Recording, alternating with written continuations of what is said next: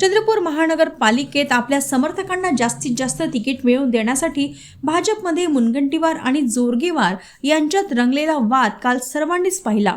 मात्र त्यातही आमदार किशोर जोरगेवार यांनी मोठी शक्कल लढवत आपल्या एका समर्थकाच्या पत्नीला अगदी शेवटच्या क्षणी तिकीट मिळवून दिले।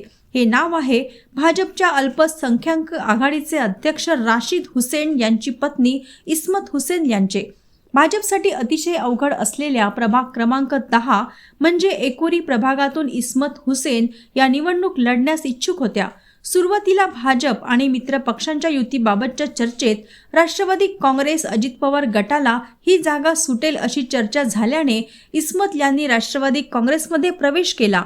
मात्र राष्ट्रवादी सोबतची भाजपची युती तुटली आणि शिवसेनेसोबत युतीचा निर्णय अंतिम झाला।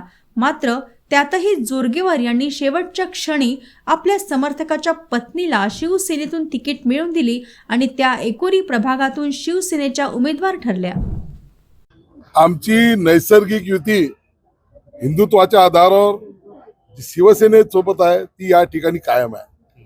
या ठिकाणी शिवसेनेला सोबत घ्यायचं असं आम्हाला सूचनावरतून प्राप्त झाल्या आणि शिवसेनेच्या नेतृत्वाने सुद्धा या ठिकाणी हीच भूमिका ठेवली की या मध्ये जागा त्यांना द्यायच्या आणि शिवसेनेला एक या ठिकाणी आम्ही 8 जागा आम्ही देतो आहे शिवसेनेला आणि 8 जागांवर शिवसेना आपल्या चिन्हावर लढेल।